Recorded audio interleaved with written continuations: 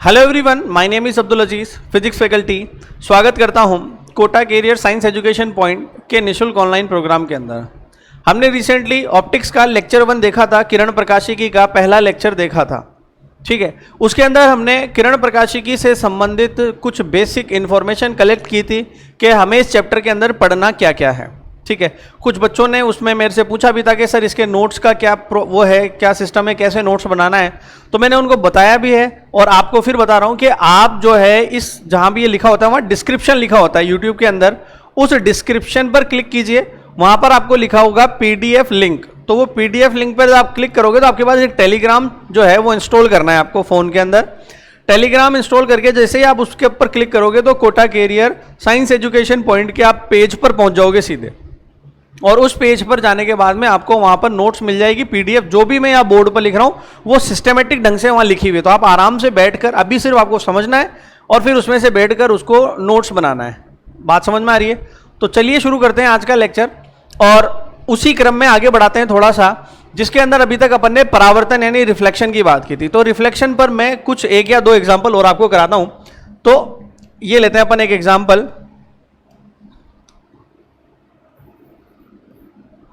इस एग्जाम्पल के अंदर क्या गिवन है, पहले डायग्राम दे देते हैं कि ये गिवन है अपने को। ये कोई हॉरिजॉन्टल लाइन है, ठीक है, कोई क्षैतिज रेखा है, ठीक है। इस क्षैतिज रेखा से कितने कोण पर, लगभग मान लो 30 डिग्री पर, क्षैतिज रेखा से 30 डिग्री के कोण पर एक दर्पण रखा हुआ है, मिरर रखा हुआ है, ठीक है। और इस पर एक प्रकाश किरण आती है कितने डिग्री पर, यहां से 60 डिग्री पर वो आती है, ठीक है। ये हमें दिया हुआ है और हमसे पूछा क्या है कि परावर्तित किरण,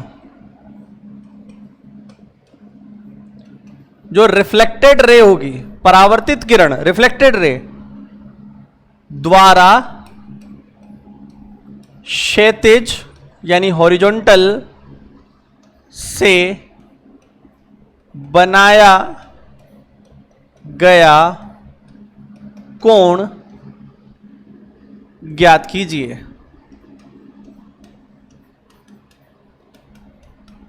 मतलब हॉरिजॉन्टल से कितना कोण बनाएगी, है ना।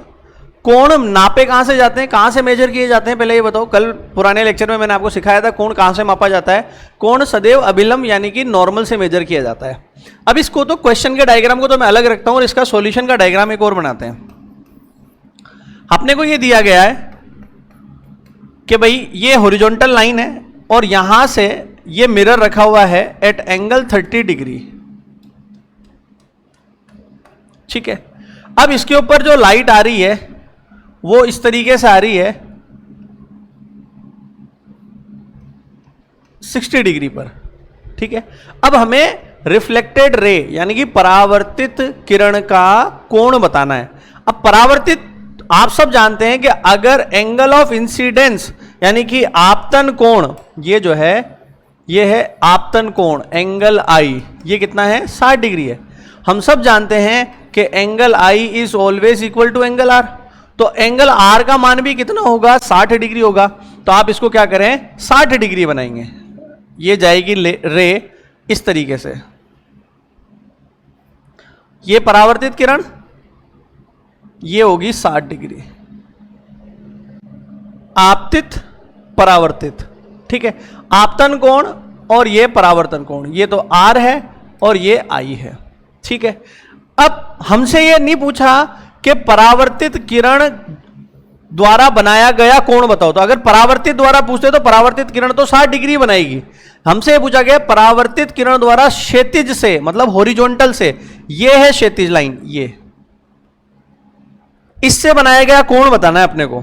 तो आप खुद बताओ कि ये क्षैतिज से कितना डिग्री कोण बना रही है, तो क्षैतिज पे ही चली गई। मैंने इस किरण को ऐसे क्षैतिज हॉरिजॉन्टली क्यों बनाया, इसलिए बनाया, इसका कारण क्या है। मुझे ये मुझे पता था कि ये 100% 60 डिग्री होता है। भाई आपके दिमाग में एक क्वेश्चन आना चाहिए, क्या क्वेश्चन आना चाहिए कि सर आप इस किरण को ऐसे भी तो बना सकते थे, ये 60 डिग्री है तो आप ये भी तो लिख सकते थे 60 डिग्री, लेकिन मुझे ये भी प्रूव करना है कि ये जो है ये 30 डिग्री है, ये 60 डिग्री है, तो टोटल क्या होगा 90 डिग्री भी तो बनाना है मेरे को। समझ में आ रही है मेरी बात? अब ये किरण ऐसे जाएगी तभी ये सिद्ध होगा, क्योंकि ये देखो ये 30 डिग्री है तो ये भी कितना डिग्री होगा, 30 डिग्री होगा। बात समझ में आ रही है? ये जो है ये कितना डिग्री होगा, 30, क्योंकि ये कौन से कोण है, एकांतर कोण है। जो भी जेड पर बनते हैं ये कौन से कोण होते हैं, एकांतर कोण होते हैं। अब ये 30 डिग्री है क्योंकि ये 30 डिग्री है, इसलिए मेरे को ये लाइट को बिल्कुल क्षैतिज करना पड़ा। अगर मैं इसको ऐसे कर देता, ऐसे कर देता इसको, अब बताओ ये क्या एकांतर कोण होते क्या, ये वाले? ये एकांतर कोण नहीं होते। एकांतर के लिए शर्त है कि ये दोनों जो लाइनें हैं वो एक दूसरे के क्या होने चाहिए, समानांतर होनी चाहिए। बात समझ में आ गई?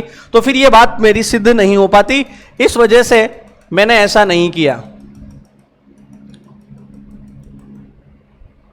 ठीक है, अब अपने को ये पता चल गया कि ये 30 डिग्री है तो ये भी कितना डिग्री होगा, 30 डिग्री, और ये लाइन जो है ये बिल्कुल क्षैतिज हो गई लाइन। तो बताओ क्षैतिज द्वारा बनाया गया कोण, तो क्षैतिज से बनाया गया कोण कितना डिग्री होगा, 0 डिग्री होगा, ना कि इसका आंसर 60 डिग्री या 30 डिग्री होगा। बात समझ में आ गई? तो ये एक अच्छा क्वेश्चन था, सिंपल क्वेश्चन था कि क्षैतिज द्वारा बनाया गया कोण ज्ञात कीजिए। तो ये अपन आसानी से बना सकते हैं, और सारी बात मैंने आपको पहले भी समझा दी थी कैसे कोण मापना है वगैरह वगैरह। तो चलते हैं नेक्स्ट क्वेश्चन के ऊपर। नेक्स्ट एक और एग्जांपल लेते हैं। मैंने आपको दो दर्पण से, दो मिरर से क्या निकालना बताया था? मैंने दो दर्पण से मैंने विचलन कोण, एंगल ऑफ डेविएशन। आपको शायद याद आ रहा हो कि मैंने आपको यह सिखाया था कि अगर एक दर्पण है, जो बच्चों ने पहले नहीं देखा है तो वो एक बार सुन लें, कि अगर कोई प्रकाश किरण ऐसे आपतित होती है और ये नॉर्मल है, अब ये किरण इधर मुड़ जाएगी, इसको जाना किधर चाहिए था, इसको सीधा जाना चाहिए था, लेकिन इधर चल गई तो ये मुड़ गई, और जितना मुड़ जाती है डेविएट हो जाती है उसको कहते हैं डेल्टा डेविएशन। और मैंने इसका मान आपको निकालना सिखाया था कि अगर ये आई है तो इसका मान होगा 180 माइनस 2i।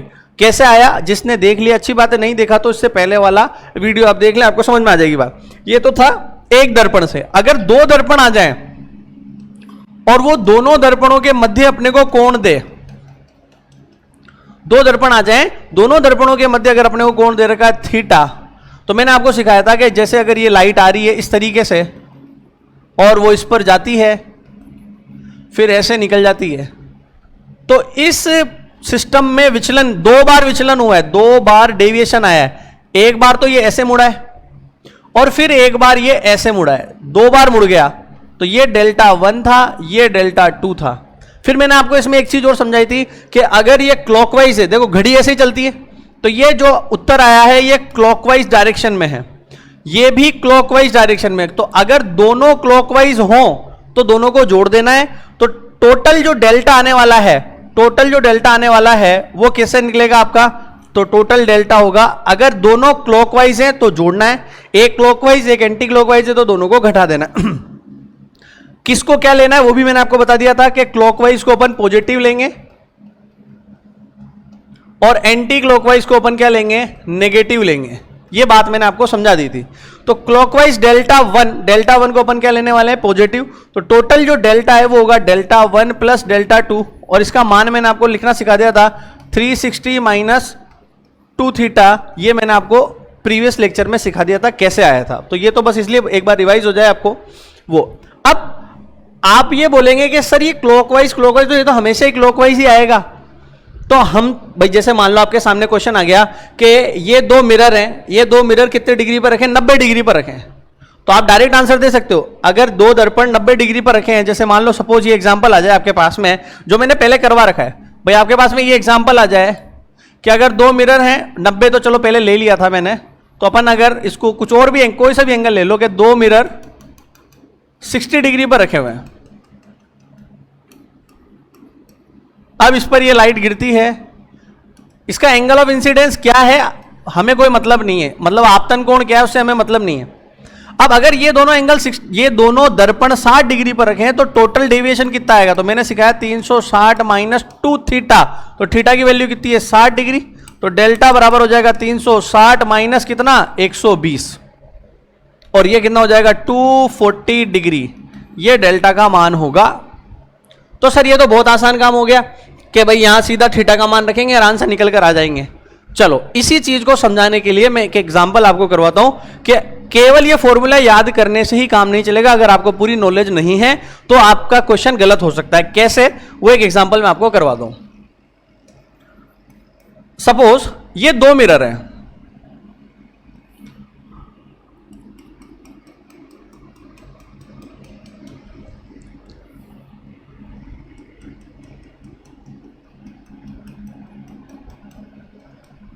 ये M1 और ये M2, ठीक है, नाम रख देते हैं ताकि समझने में आसानी होगी। ये दोनों मिरर जो हैं, मान लो कि ये कितने डिग्री पर रखे हुए हैं, 30 डिग्री पर रखे हुए हैं, दोनों मिरर 30 डिग्री पर रखे हुए हैं। और जो लाइट आ रही है, इसको अपन थोड़ा कलर अलग ले लेते हैं ताकि अच्छे समझ में आ जाए बात। ये जो लाइट आ रही है ये कितने डिग्री पर आ रही है, सपोज 45 डिग्री पर आ रही है। अब देखना मजा अब आएगा। ये दे रखा है अपने को। अब अपन ने जो सीखा है, अपन ने क्या बोला था कि भाई जो दो दर्पण होते हैं उनसे आंसर कितना होता है। क्वेश्चन में तो हमसे क्या पूछा इसमें कि डेल्टा ज्ञात कीजिए, विचलन कोण ज्ञात कीजिए, ये पूछा अपने से। तो हमने सर आपने बताया था कि डेल्टा बराबर होता है 360 माइनस 2 थीटा। थीटा की वैल्यू कितनी डिग्री है, 30 डिग्री, और थीटा की वैल्यू 30 डिग्री है तो क्या बोलते हैं, कितना हो गया ये 60, तो ये 60 हो गया, तो ये कितना हो गया 300 डिग्री। यही बोलोगे आप। अब चलो अब चेक करते हैं कि भाई ये जो आंसर आ रहा है ये प्रूफ भी तो होना चाहिए, ये किरणों में दिखना भी तो चाहिए। तो चलो देखते हैं। ये किरण ऐसे आती है।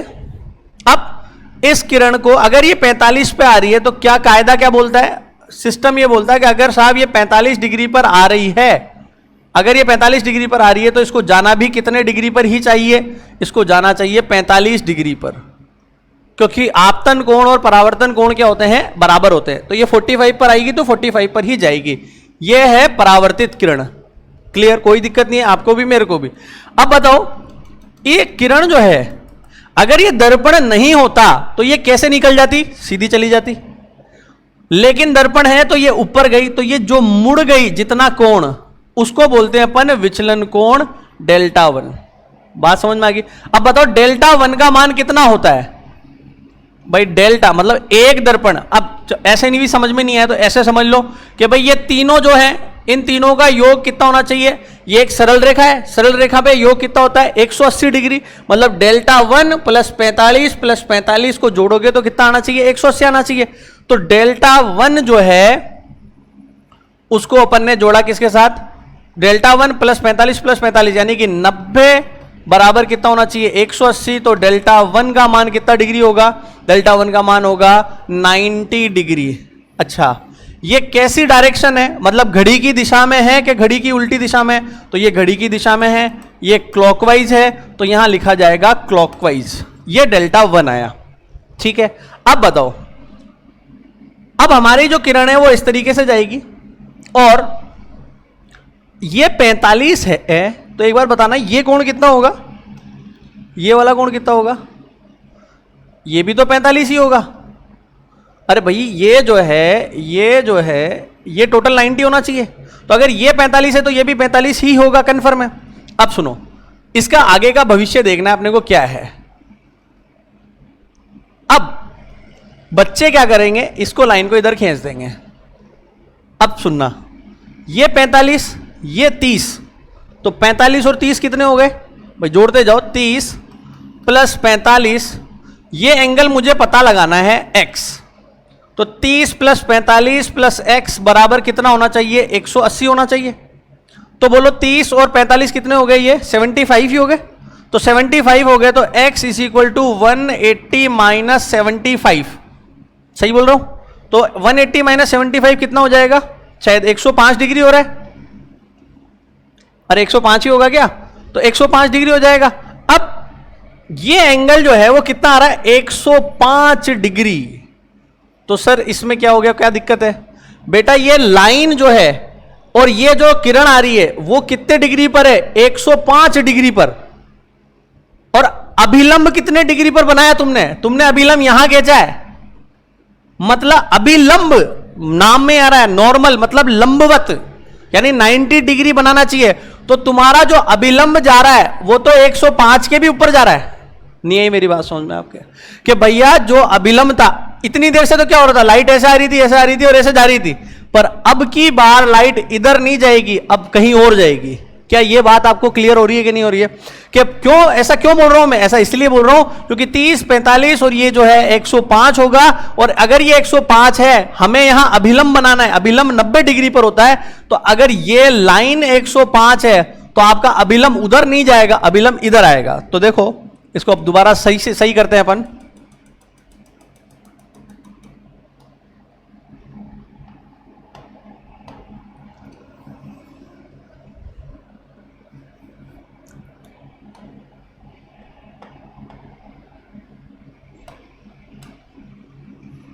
ये तो डेल्टा 1 अपने पास आ रखा था, और इसको अब हटा देते हैं। ये अपने को आइडिया है ही कि ये जो एंगल है ये कितना डिग्री हो रहा है, ये हो रहा है बेटा 105 डिग्री हो रहा है।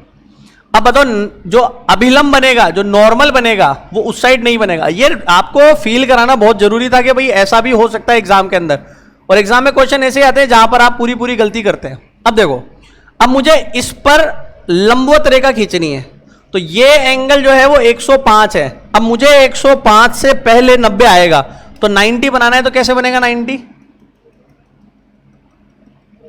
ये 90 डिग्री है। क्या मेरी बात समझ में आ गई? ये और ये जो है ये 90 डिग्री होगा, ये 90 डिग्री है। अब ये जो किरण है जो यहां जा रही थी, ये अब इधर आएगी। जो पहले किरण थी वो इधर जा रही थी, अब वो किरण किधर जाएगी? इस साइड जाएगी। तो अब इस साइड जाएगी, तो आप मुझे बताओ, पहले तो बताओ ये कोण कितना होगा? ये देखो, ये जो है वो कितना हो गया? 105। ये 105 है और ये जो है 90 है, तो ये बचा कितना? ये बचा 15 डिग्री का। एक बार इधर बना देता हूं, थोड़ा क्लियरिटी हो जाएगी।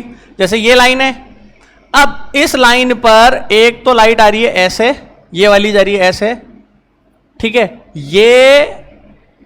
ये जो है ये तो है 105, ठीक है। अब हमने इस पर लंब खींचा, 90 डिग्री वाली लाइन खींची, तो ये अगर 90 है, ये 105 है, ये 90 है, तो बताओ ये कितना होगा? ये 15 डिग्री तो होगा। तो बताओ यहां आपतन 15 डिग्री है, अगर यहां आपतन 15 डिग्री है, तो बताओ ये अगर ये 15 डिग्री है, तो ये जो परावर्तित हो रही है ये भी कितना डिग्री होगा? ये भी 15 डिग्री होगा। तो बताओ इसका डेविएशन किधर हुआ? भाई ये किधर जा रही थी?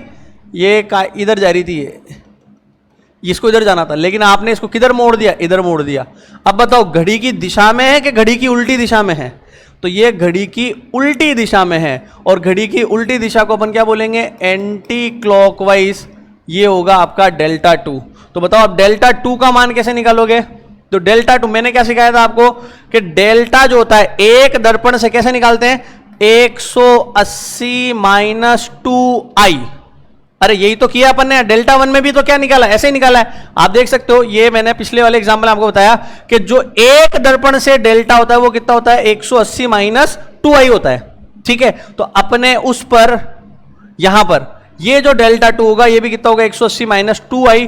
तो 180 माइनस 2i मतलब आपतन कोण। तो ये देखो ये कितने पर जा रही है? ये जा रही है 15 डिग्री पर। तो ये 15 डिग्री है, तो ये हो जाएगा 15, और अगर ये 15 डिग्री हो गया, ये हो गया 15 डिग्री, तो ये हो गया 30, और ये हो जाएगा 150। लेकिन ये जो है एंटी क्लॉकवाइज है, एंटी क्लॉकवाइज है। तो बताओ टोटल जो डेल्टा आएगा, टोटल डेल्टा का मान कैसे लिखोगे? तो टोटल डेल्टा होगा डेल्टा 1 प्लस डेल्टा 2।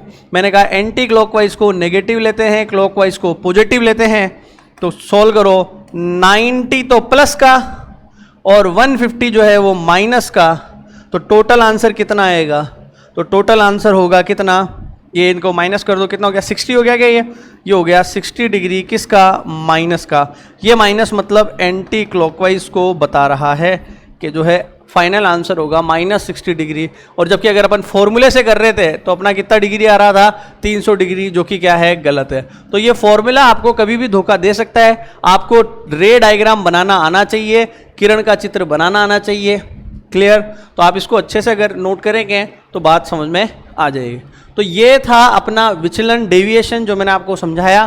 तो विचलन कोण अब आपको आसानी से निकालना आना चाहिए, चाहे कैसी भी कंडीशन आपको दे दी जाए। क्लॉकवाइज एंटी क्लॉकवाइज की क्या इंपॉर्टेंस है वो मैंने अच्छे से बता दी है। वीडियो को आप पीछे रिपीट कर कर देखें ताकि आपको बात अच्छे से समझ में आ जाएगी।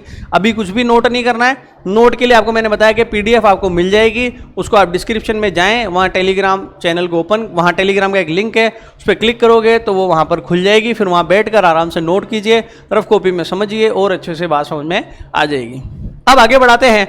अब अपन लेकर चलेंगे किसके ऊपर? प्लेन मिरर के ऊपर, यानी कि समतल दर्पण।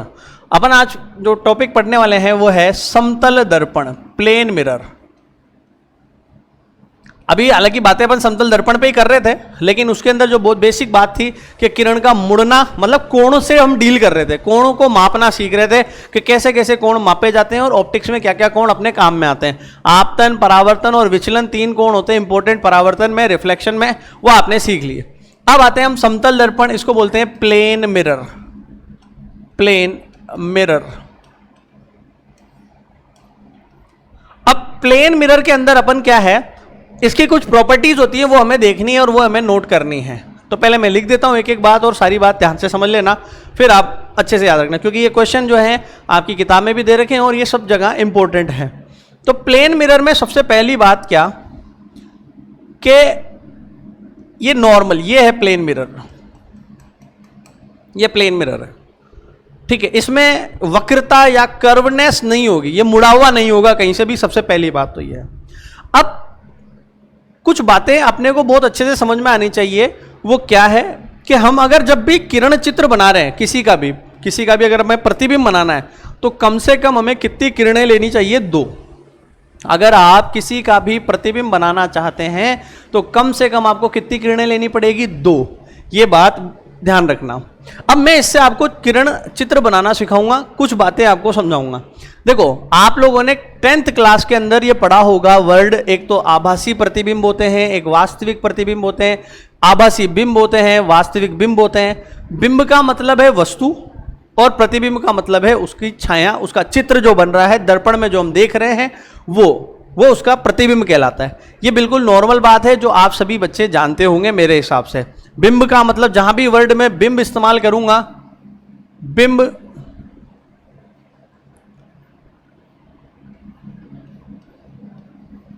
बिंब को हम बोलेंगे बार बार, कई बार ये ऑब्जेक्ट वर्ड भी इस्तेमाल कर लिया जाएगा। इसका मतलब जो है वो है वस्तु, ऑब्जेक्ट, और प्रतिबिंब का मतलब जो है वो है इमेज। कभी बार बार ये इस्तेमाल किया जाएगा, इसलिए मैं ये लिख देता हूं आपके लिए, इमेज। ये जो है इसका प्रतिबिंब जो है, छाया बोल दो इसकी, जो हमें दिखाई दे रही है दर्पण के अंदर। अब ये जो है ना बिंब और प्रतिबिंब, ये वास्तविक और आभासी 2 नामों से भी जाने जाते हैं। अब ये बहुत कंफ्यूजिंग रहता है किसी बच्चे के लिए कि इसको पहचाने कैसे। देखो, कई डेफिनेशन है किताबी बातें। किताबी बातें तो क्या बोलती हैं कि वास्तविक बिंब या प्रतिबिंब वो होते हैं जिन्हें हम पर्दे पर प्राप्त कर सकते हैं। वास्तविक वो होते हैं जिन्हें हम पर्दे पर प्राप्त कर सकते हैं। लेकिन बच्चा पूरी 10th पढ़ लेता है, 12th पढ़ लेता है, उसको ये पता नहीं कि ये पर्दा होता कैसा है, ये कौन सा पर्दा है जिस पर हम प्रतिबिंब प्राप्त करते हैं। समझ में आ रही है मेरी बात? जैसे आप लोगों ने थिएटर में वो देखी होगी, मूवी देखी होगी, तो थिएटर में जो मूवी आप देखते हो वो सामने जो पर्दे पर चलती है वो सारे के सारे प्रतिबिंब कैसे हैं? वास्तविक प्रतिबिंब है, उसको कहते हैं वास्तविक प्रतिबिंब। उसको आपने एक स्क्रीन पर प्राप्त कर लिया, मतलब उसको आप कहीं ना कहीं देख सकते हो किसी भी चीज के ऊपर। स्क्रीन का मतलब दीवार भी हो सकती है, स्क्रीन का मतलब ये बोर्ड भी हो सकता है, स्क्रीन का मतलब कोई भी वस्तु हो सकती है जिसके ऊपर प्रतिबिंब आपको दिखाई देते हैं, और जो दिखाई देते हैं वो वास्तविक हैं। और आभासी जो होते हैं वो हमें पर्दे पर हम नहीं ले सकते हैं, वो किसी और बिंदु पर बनते हुए प्रतीत होते हैं, वो वास्तविक नहीं होते हैं, उन्हें कहते हैं आभासी। ये तो ही किताबी बात है। वास्तविक का मतलब क्या होता है? वास्तविक, ये क्योंकि ये वर्ड अब सबसे ज्यादा यही चलेंगे अपने बार बार, वास्तविक, आभासी, वास्तविक, तो इनको समझना बहुत जरूरी है। वास्तविक का मतलब है, वास्तविक को अपन बोलेंगे रियल। वास्तविक का मतलब है कि इनको अपन कहां प्राप्त कर सकते हैं? इन्हें पर्दे पर प्राप्त कर सकते हैं। ये किताबी बात है, पर्दे पर प्राप्त कर सकते हैं। और जो आभासी है इसको बोलेंगे हम वर्चुअल। वर्चुअल जो है इसको हम पर्दे पर प्राप्त नहीं कर सकते, ठीक है ना। ठीक है, तो ये छोटे छोटे सी जो टर्मिनोलॉजी है ये हमारे बार बार काम में आने वाली है। मैं आपको इसके अलावा कुछ बात बताऊंगा, ये तो सबको पता है लेकिन इसका सेंस कुछ निकलता नहीं है, बच्चे को बात ही समझ में नहीं आती है। अब मैं आपको बताऊंगा कैसे होता है, क्या होता है। अभी मैंने एक बात और बोली थी स्टार्टिंग में कि जब भी प्रतिबिंब का निर्माण हमें करना है, जब भी हमें प्रतिबिंब का निर्माण करना है तो हमें कितनी किरणें लेकर चलनी होती है, 2। ये दिमाग में बात फिट रखना। अब देखो ये समतल दर्पण है, तो नॉर्मली सबसे ज्यादा क्वेश्चन आज तक जो पूछा गया वो ये पूछा गया कि समतल दर्पण जो है वो कौन से प्रतिबिंब बनाता है, वो वास्तविक बनाता है। ऑप्शन आएंगे, समतल दर्पण कैसे प्रतिबिंब बनाता है। ऑप्शन है वास्तविक प्रतिबिंब बनाता है, आभासी प्रतिबिंब बनाता है, दोनों बनाता है, या उपरोक्त में से कोई नहीं। जैसा कि मैंने आपको पहले बता दिया, अपन क्लास 12th नीट और जेई मेंस लेवल तक अपन इसको लेकर जाएंगे चैप्टर को। तो आपका सहयोग बहुत इंपॉर्टेंस है रखता है यहाँ पर कि आप इसको रेगुलर पढ़ें तो ही मजा आने वाला है आपको भी और मेरे को भी, ठीक है। तो देखो अब समतल दर्पण कैसे प्रतिबिंब बनाता है वो मैं आपको सिखाता हूं। ऑप्शन था वास्तविक, आभासी, तो आप लास्ट में आंसर देना कैसा बनाता है। ये एक समतल दर्पण है, ठीक है। अब पहले ये मैंने ले लिया, एक अक्ष ले ली जिसके ऊपर सारी चीजें रख देंगे अपन, ठीक है। अब यहां पर कोई वस्तु है, जैसे मान लो ये वस्तु है, आप खड़े हो, मैं खड़ा हूं, कोई भी ए बी, ठीक है। अब यहां से लाइट आती है। अब मैंने क्या बोला था, कितनी किरणें चाहिए हमें, कम से कम 2। अब देखो ये लाइट ऐसे जाएगी सीधी,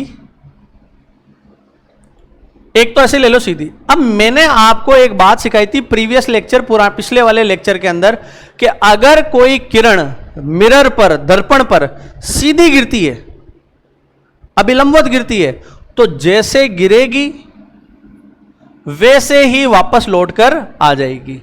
अपने पथ की पुनरावृत्ति करती है, अपने पाथ को रिट्रेस करती है। अगर कोई प्रकाश किरण किसी दर्पण पर अभिलंबवत गिरती है तो वो वापस पुनः अपने मार्ग पर लौटकर आ जाती है।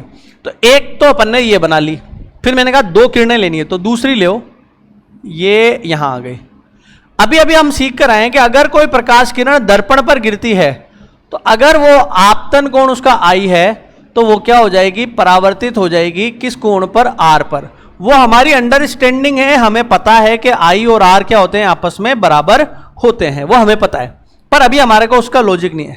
अब आप बताओ कि इसका प्रतिबिंब कहां बनेगा।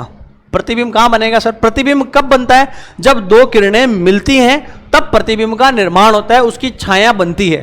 तो आप मुझे बताओ कि ये किरणें कहां मिलेगी। ये देखो, ये तो टकरा के जा रही है इधर, ये जा रही है इधर। अब बताओ ये कभी भी मिल सकती है क्या? अरे ये कोई भी ऐसा पॉइंट हो सकता है कि जहां मिल सकती है, ये तो इधर जा रही है, ये इधर जा रही है, ये कभी भी नहीं मिलेंगी। और जो किरणें टकराने के बाद, दर्पण से टकराने के बाद नहीं मिलती हैं, उन्हें कहते हैं आभासी। अपने लिए आभासी का मतलब ये तो है ही सही। अब लेकिन अपन को अगर क्वेश्चन सोल्व करने हैं और चीजों को अच्छे से समझना है तो आप ये याद रखो, आभासी यानी वर्चुअल वो होता है जिनकी किरणें परावर्तन के बाद नहीं मिलती हैं, मिलेंगी ही नहीं। तो ये दोनों किरणें जो है वो मिलती ही नहीं है। तो सर फिर प्रतिबिंब कैसे बनेगा? तब प्रतिबिंब कैसे बनता है वो देखो। अब ये आगे तो मिल नहीं रही, तो अपन क्या करते हैं, इनको पीछे बढ़ाते हैं। ये दर्पण का फ्रंट फेस है, आगे इसको बोलेंगे, और दर्पण का पीछे इसको बोलेंगे। तो अब इसको पीछे बढ़ाओ, पीछे हमेशा डॉट डॉट से बढ़ाना है।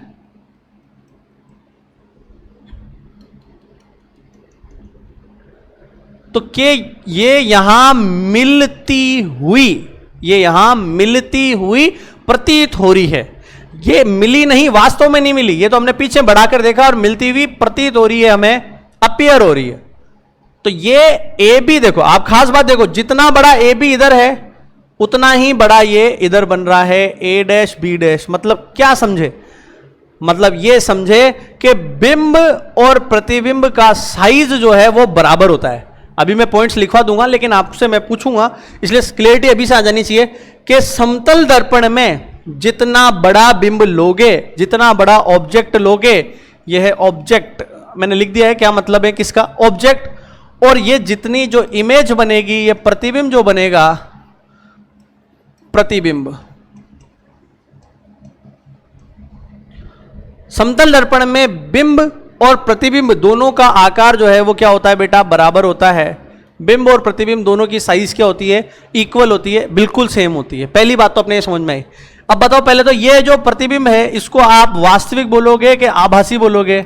सर हम इसको आभासी बोलेंगे। मैं आपसे पूछूंगा क्यों बोलोगे, तो आप बोलेंगे कि सर ये आभासी इसलिए है क्योंकि ये वास्तव में नहीं मिल रहा, ये मिलता हुआ प्रतीत हो रहा है, अपीयर हो रहा है, इसलिए हम इसको आभासी कहेंगे। समझ में आ रही बात? और आप ऐसे भी याद रख सकते हो कि जो भी मिरर के पीछे होंगे, जो भी दर्पण के पीछे होंगे वो आभासी है। देखो इस पूरे चैप्टर में ये वास्तविक और आभासी ही चलेगा, पूरे चैप्टर में चलेगा। तो इसको आपको समझ में आना चाहिए। आप इसको चाहे 2 बार या 3 बार रिपीट करके देखें कि वास्तविक और आभासी का क्या मतलब है। हम दर्पण पढ़ेंगे तो हमें आभासी वास्तविक पर आएंगे। क्वेश्चन में लिखा हुआ आएगा कि ये वास्तविक इतना गुणा है, तो आपको पहले पता होना चाहिए वास्तविक क्या है, आभासी क्या है। फिर हम लेंस पढ़ेंगे तो आएगा, हम दूरदर्शी, सूक्ष्मदर्शी, जो ऑप्टिकल इंस्ट्रूमेंट, प्रकाशिक उपकरण पढ़ेंगे, तब वहां पर ये आभासी और ये सारी चीजें काम आने वाली हैं। तो आपको ये आभासी और वास्तविक समझ में आना चाहिए। तो आभासी वो है जो पीछे बने, और वास्तविक जो है वो सामने बने, वो वास्तविक है। जो मिलता हुआ प्रतीत हो वो आभासी है, और जो वास्तव में मिले वो क्या है, वास्तविक है। अब देखो, अभी आपने सीखा कि समतल दर्पण जो है कैसा प्रतिबिंब बनाता है, आभासी प्रतिबिंब बनाता है। मैंने क्वेश्चन पूछा था कि समतल दर्पण प्रतिबिंब कैसा बनाता है, वास्तविक या आभासी, तो आपने उत्तर दिया कि सर आभासी। तो हमने देख लिया। अभी आपने एक चीज और नोटिस करी कि भाई जिस साइज का आपने वस्तु ली थी उतना ही ये बना है। अच्छा, एक और इंपॉर्टेंट बात, चलो उसको मैं प्रूव करूंगा आगे। अभी देखो, ये तो एक तो बना लिया अपन ने, अब एक और बनाते हैं। जैसे मान लो कि ये जो दर्पण है ये इस तरीके से रखा हुआ है।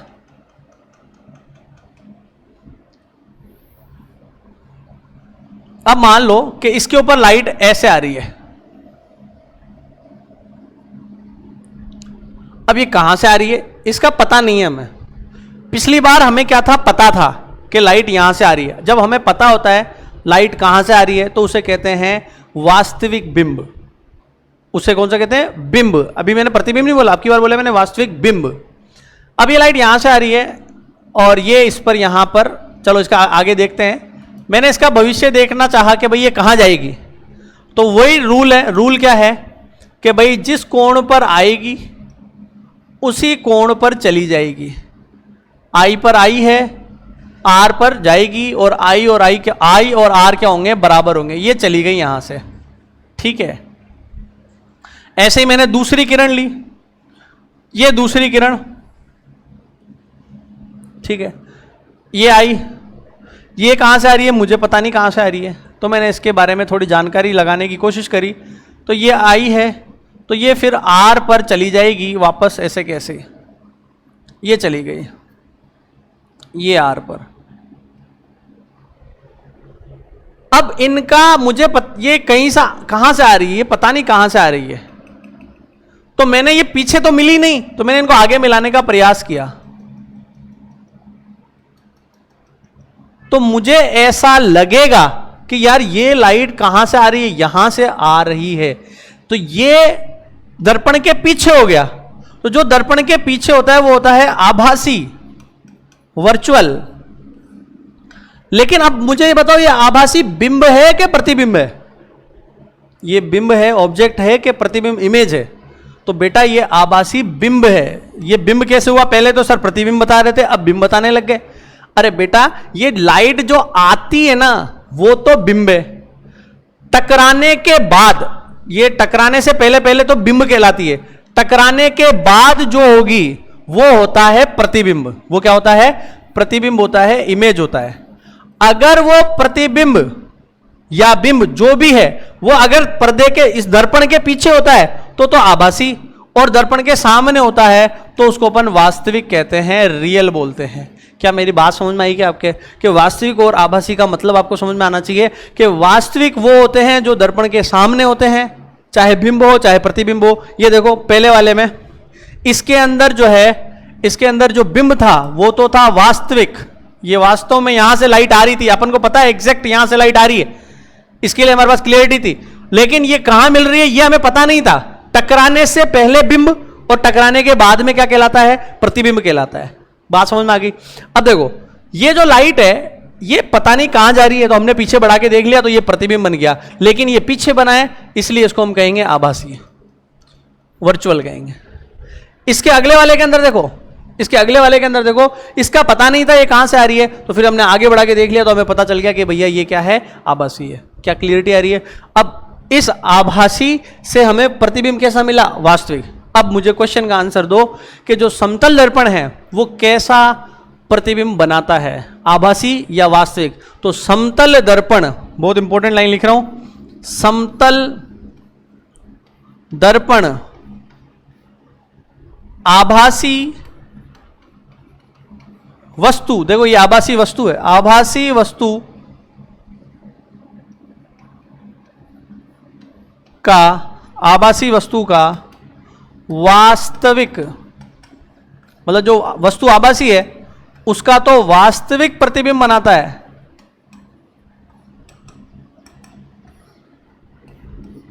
आभासी वस्तु का वास्तविक प्रतिबिंब एवं इससे पहले वाली वस्तु कैसी थी? पहले वाली जो वस्तु थी वो कैसी थी? वो वास्तविक थी। तो एवं वास्तविक वस्तु का आभासी का वास्तविक और वास्तविक का आभासी बनाता, आभासी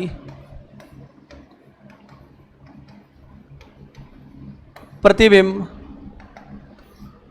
बनाता है। ठीक है, तो अब मेरे सवाल का जवाब दे दो कि जो समतल दर्पण है वो वास्तविक प्रतिबिंब बनाते हैं कि आभासी बनाते हैं? तो समतल दर्पण आभासी और वास्तविक दोनों ही बनाते हैं। किसका क्या बनाते हैं वो मैंने आपके सामने लिख दिया है। अब मैं समतल दर्पण की कुछ बातें आपको और बताता हूं, अब ध्यान से सुनना। अब अपन लिखेंगे समतल दर्पण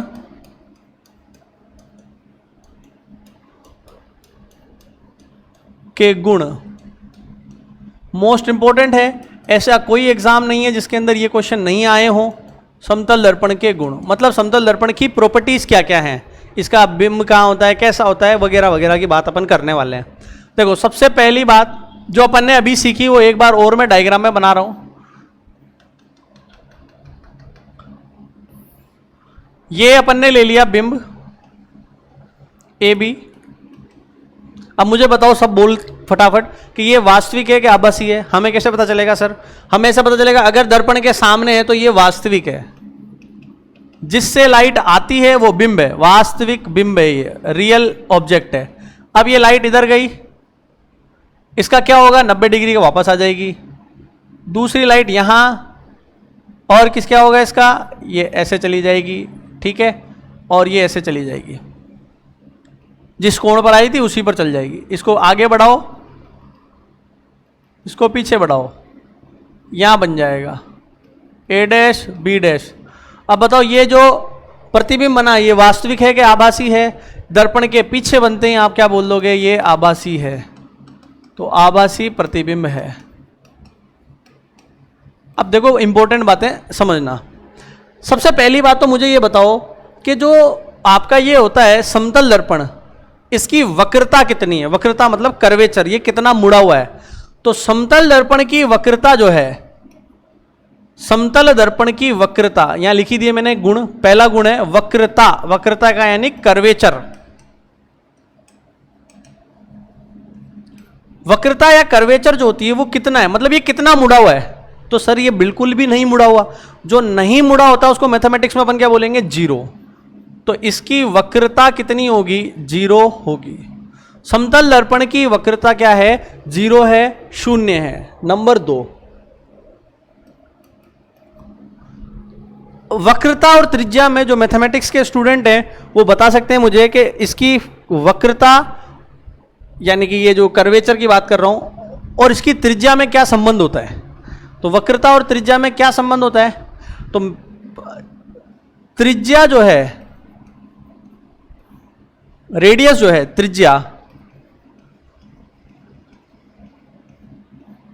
त्रिज्या जो है वो उल्टी होती है वक्रता की, इनवर्सली प्रोपोर्शनल टू वक्रता। मतलब क्या है सर? देखो एक बात ऐसे समझो, जैसे ये एक तो ये है और एक ये है, मुझे बताओ कौन ज्यादा मुड़ा हुआ है? तो भाई ये ज्यादा मुड़ा हुआ है, ये ज्यादा मुड़ा हुआ है, ये उससे थोड़ा कम मुड़ा हुआ है, ये तो साफ साफ दिख रहा है। जो ज्यादा मुड़ा हुआ इसकी वक्रता ज्यादा है, लेकिन अगर इसकी त्रिज्या की बात करें तो बताओ इसकी त्रिज्या तो इतनी सी आ रही है, तो जिसकी वक्रता ज्यादा होती है उसकी त्रिज्या कम होती है, लेकिन इसकी बात करो तो इसकी त्रिज्या तो इतनी बड़ी आ रही है, तो जिसकी वक्रता ज्यादा उसकी त्रिज्या कम और इसका उल्टा होता है। ठीक है, तो अभी अपने को यह ध्यान रखना है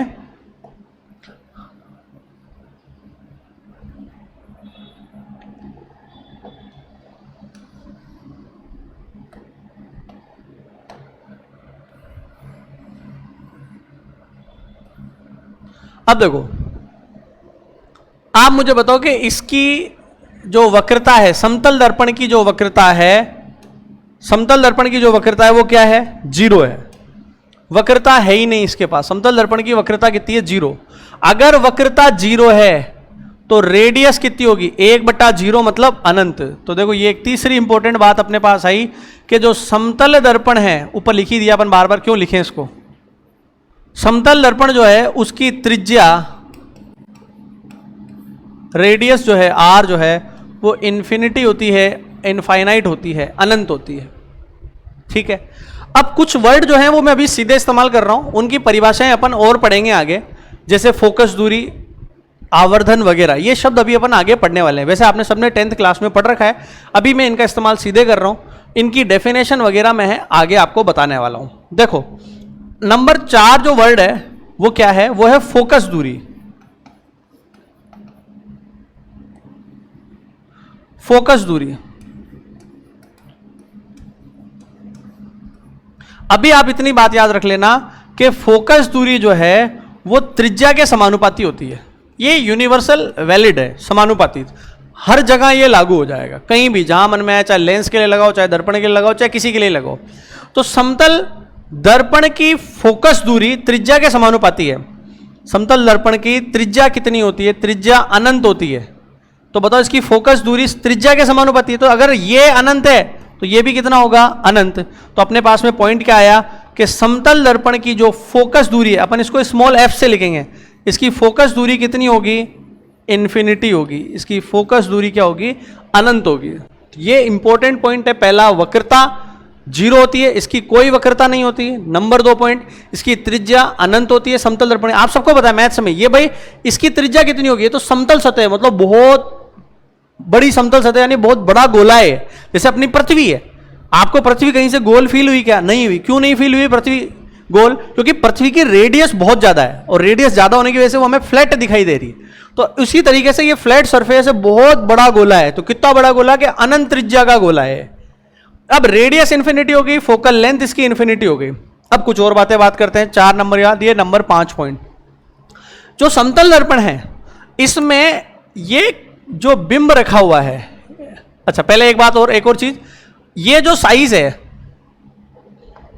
ये जो साइज है और ये जो साइज है बिंब और प्रतिबिंब की, ये बिल्कुल बराबर है।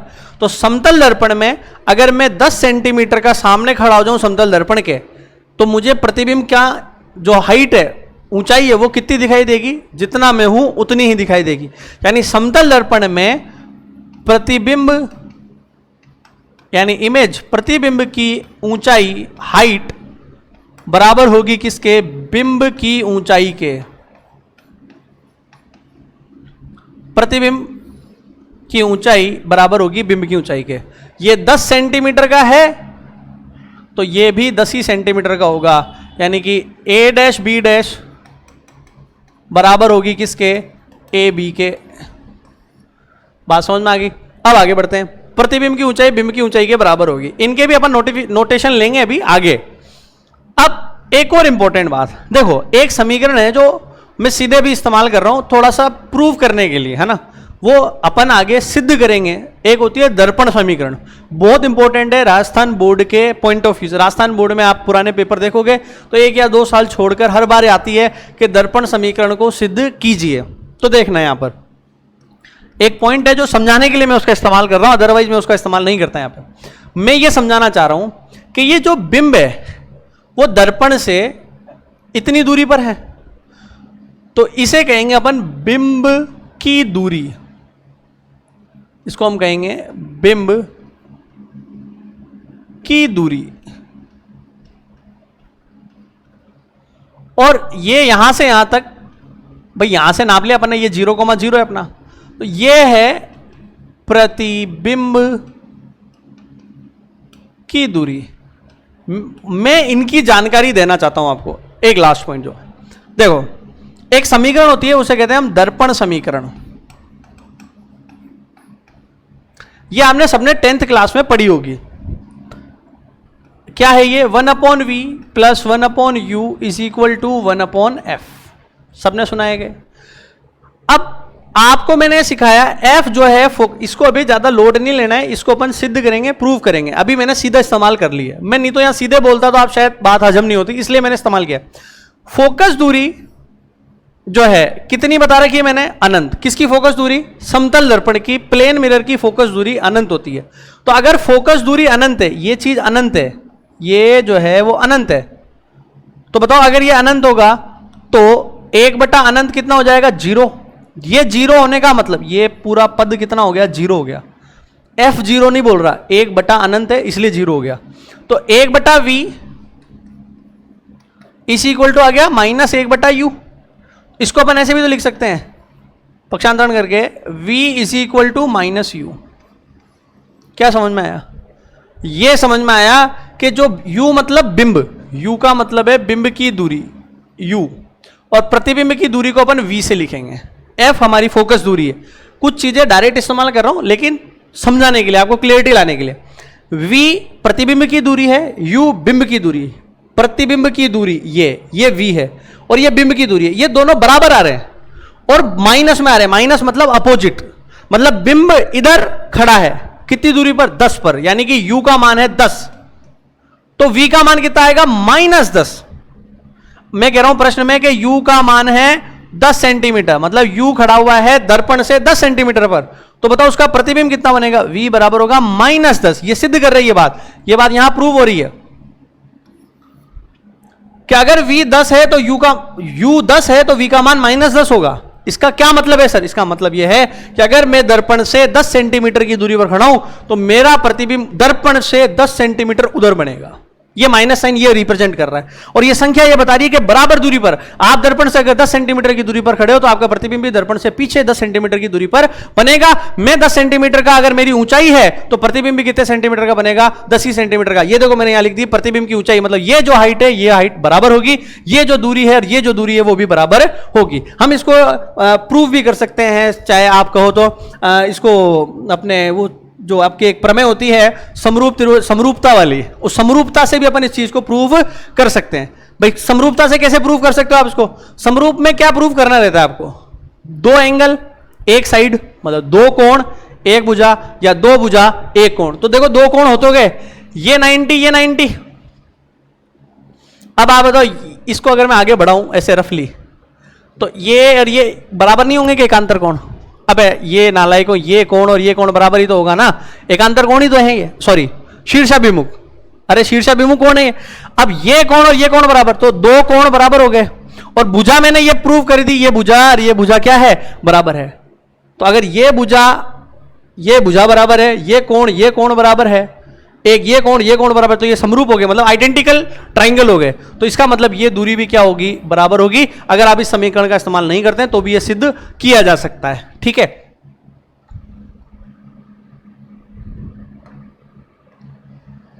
अब ये था समतल दर्पण। अच्छा, समतल दर्पण की एक और इंपॉर्टेंट बात जिसको मैं आपके सामने प्रूव करना मतलब थोड़ा समझाना चाहता हूं, जिसको एक वर्ड होता है जो भी हमारे काम में आएगा और आपके किताबों में भी दे रखा है, वो एक वर्ड होता है आवर्धन। आवर्धन का मतलब होता है बिंब की तुलना में प्रतिबिंब कितना गुणा है। क्या बोला मैंने? जैसे मैं बिंब हूं, वस्तु हूं, कितने का हूं मैं? 10 सेंटीमीटर मेरी हाइट है, वस्तु बिंब 10 सेंटीमीटर हाइट का है। अब जो प्रतिबिंब बन रहा है वो कितना है? वो 20 सेंटीमीटर का बन रहा है। इसके लिए मत सोचो, किसी और दूसरे के लिए बता रहा हूं बात। इसमें तो बराबर ही बनेगा, अगर 10 का हूं तो 10 ही बनेगा। लेकिन मैं ये बोल रहा हूं कि अगर कोई दूसरा दर्पण है, कोई अवतल दर्पण है, तो मैं 10 का हूं और मुझे वो 20 का दिख रहा है, तो प्रतिबिंब मेरी तुलना में कितना गुणा है? 2 गुणा। समझ में आ रही है मेरी बात? मैं 10 का हूं और मुझे वो चीज जो दिख रही है, कई बार होता नहीं है कि अपनी जो छाया बनती है वो हमारे से बड़ी बनती है, तो जो प्रतिबिंब है वो मेरी तुलना में कितना गुना है? 2 गुना है। तो ये जो 2 गुना वर्ड है ना, ये कहलाता है आवर्धन, मैग्निफिकेशन। मैग्नीफाई मतलब बड़ा करके दिखाना, मैग्निफिकेशन। तो मतलब कोई भी दर्पण जो है वो चीज को कितना गुना बड़ा दिखाता है वो कहलाता है उसका आवर्धन। वर्ड है आवर्धन। आवर्धन, मैग्निफिकेशन। आवर्धन यानी कि मैग्निफिकेशन। अब मैग्निफिकेशन, आवर्धन जो है उसका शब्द का मतलब है कितना गुना। अब मुझे तुम बताओ, मैं कोई फॉर्मूला, कोई सिद्धांत कुछ नहीं बता रहा आपको, कोई सूत्र से नहीं बता रहा, आप खुद दिमाग लगा के बताओ। अगर मेरी बात समझ में आई हो तो समतल दर्पण का आवर्धन कितना होता होगा? 1। भाई मैंने क्या बोला था कि मैं 10 सेंटीमीटर का हूं और मुझे चीज कितनी दिखाई दे रही है? 20 की। मतलब मैं कितना गुना दिख रहा हूं? 2 गुना। इसका मतलब प्रतिबिंब बटा बिंब से आवर्धन आता होगा। अपन इसका फॉर्मूला और देखेंगे, सिद्ध करेंगे सारी बातें, लेकिन वो बात की बात है। अभी आपको इतनी सी बात याद रखनी है कि मैं कितना गुना दिख रहा हूं वो होता है आवर्धन। तो ये तो बराबर ही दिखा रहा भैया, अगर ये 10 सेंटीमीटर है तो ये भी कितना होगा? 10 ही होगा। बात समझ में आ रही है? तो इसका मतलब समतल दर्पण का जो आवर्धन है m है वो कितना होता है? +1 होता है। इसको तुम चाहोगे तो मैं एक बार और लास्ट में इससे फॉर्मूले से इसको और प्रूव कर देंगे, ठीक है। अभी इतनी बात आपके समझ में आनी चाहिए। ये 7 पॉइंट आपको, अच्छा एक पॉइंट लास्ट और है कि अब एक बात बताओ मेरे को, जैसे नंबर 8 लास्ट पॉइंट है कि समतल दर्पण की शक्ति। आप लोगों ने 10th क्लास में भी सुना होगा कि आपसे दर्पण की शक्ति निकलवाते दोगे। शायद आपको एक वर्ड याद आ रहा होगा, डायोप्टर। आप सबने पढ़ा था कि डायोप्टर जो होता है वो क्या होता है? इंपॉर्टेंट था 10वीं क्लास में, 1 नंबर का सवाल आता था कि लेंस की शक्ति का मात्रक क्या होता है, तो सबने याद कर रखा है डायोप्टर होता है। तो शायद याद आ रहा होगा आपको कि भाई ये लेंस की शक्ति का मतलब क्या होता है? भाई शक्ति क्या होती है? अपन ने क्या पढ़ा 11th क्लास में? शक्ति क्या होती है? कार्य करने की दर। Rate of doing work is power. शक्ति होती है कार्य करने की दर। हम कितना कार्य कर रहे हैं 1 सेकंड में, वो हमारी शक्ति है। मैं यहां से 1 सेकंड में कोई वस्तु है उसको उठा के यहां तक ले जाता हूं, तो ये मेरी शक्ति है। समझ में आ रही है? पर सर यहां शक्ति का क्या मतलब है? भाई आपने सुना है, भाई मैंने आपको बताया डायोप्टर से शायद याद भी आ रहा होगा। तो यहां शक्ति का क्या मतलब है? यहां कोई काम वाम तो कर ही नहीं रहा, कोई चीज को उठाना पटकना तो यहां है ही नहीं, तो फिर यहां शक्ति वर्ड का इस्तेमाल क्यों किया जाता है दर्पण के अंदर या लेंस के अंदर? तो देखो यहां शक्ति का मतलब है कि चीज को कितना गुना बड़ा या छोटा करके दिखा रहा है, वो उसकी शक्ति कहलाती है। एक लेंस है वो चीज को 50 गुना बड़ा कर देता है, तो 50 गुना तो उसका आवर्धन है, लेकिन उसके पास वो शक्ति है, वो पावर है कि वो उसको बड़ा कर रहा है। एक चीज है उसको वो इतनी बड़ी है, उसको इतनी सी करके छोटी सी दिखा सकता है, तो वो उसकी शक्ति है। गुणा तो आवर्धन है और उसकी शक्ति है जिस वजह से वो कर पा रहा है। तो यहां शक्ति का अभिप्राय चीजों को छोटा या बड़ा करने को शक्ति कहते हैं। तो आप मुझे बताओ कि इसकी समतल दर्पण की कितनी शक्ति होती है? क्या समतल दर्पण वस्तु को बड़ा या छोटा कर सकते हैं क्या? नहीं कर सकता। मैंने बताया ना, समतल दर्पण में जितना प्रतिबिंब है उतना ही बिंब होगा। तो समतल दर्पण की जो शक्ति होती है, समतल दर्पण की शक्ति जो है, पावर जो है, वो 0 होती, कोई पावर नहीं होती इसमें। समझ में आ गई मेरी बात? तो समतल दर्पण की शक्ति 0 होती है।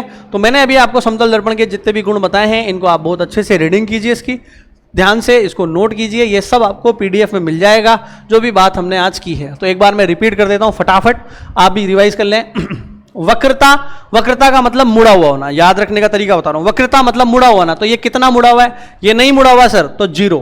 वक्रता और त्रिज्या उल्टे होते हैं। अगर वक्रता 0 है तो त्रिज्या 1/0 यानी अनंत होगी।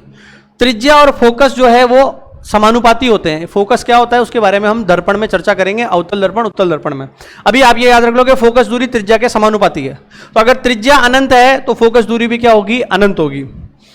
फोकस दूरी अनंत हो गई। इसके बाद हमने सीखा कि प्रतिबिंब जितना बड़ा लोगे, बिंब भी उतना ही, बिंब जितना बड़ा होगा उतना ही बड़ा आपको क्या दिखाई देगा? प्रतिबिंब दिखाई देगा। ठीक है। और जितनी दूर वस्तु रखोगे, 10 सेंटीमीटर रखोगे तो 10 पे ही प्रतिबिंब दिखाई देगा। इसके बाद हमने देखा कि आवर्धन मतलब कितना गुना बड़ा करता है, तो इसका आवर्धन 1 होता है। आप देख लेना, आपके पीछे बुक के अंदर क्वेश्चन दे रखे हैं जो मल्टीपल चॉइस ऑब्जेक्टिव क्वेश्चन दे रखे हैं राजस्थान बोर्ड की बुक में, उसके अंदर ये शायद क्वेश्चन है। इसकी शक्ति कितनी होती है? 0। शक्ति का मतलब होता है कोई कितना बड़ा या छोटा कर सकता है, तो ये ना तो बड़ा कर सकता ना ही छोटा कर सकता। तो एक बार मेरे सवालों का जवाब दे दो। क्या समतल दर्पण वास्तविक प्रतिबिंब बनाता है कि आभासी बनाता है? तो समतल दर्पण दोनों बनाता है, वास्तविक भी बनाता है और आभासी भी बनाता है। समतल दर्पण का आवर्धन कितना होता है? +1 होता है। समतल दर्पण में जितनी दूर बिंब होता है उतनी दूरी पर प्रतिबिंब बनता है, जितना बड़ा बिंब होता है उतना ही बड़ा प्रतिबिंब दिखाई देता है। तो कल हम समतल दर्पण की बहुत अच्छी चर्चा और इंपॉर्टेंट चर्चा करने वाले हैं। आप यहाँ तक बहुत अच्छे से इसको पढ़कर रखिए। आपको अगर पसंद आता है तो इसको लाइक कीजिए, अपने फ्रेंड्स के साथ इसको शेयर कीजिए और नीचे कमेंट कीजिए। Thank you.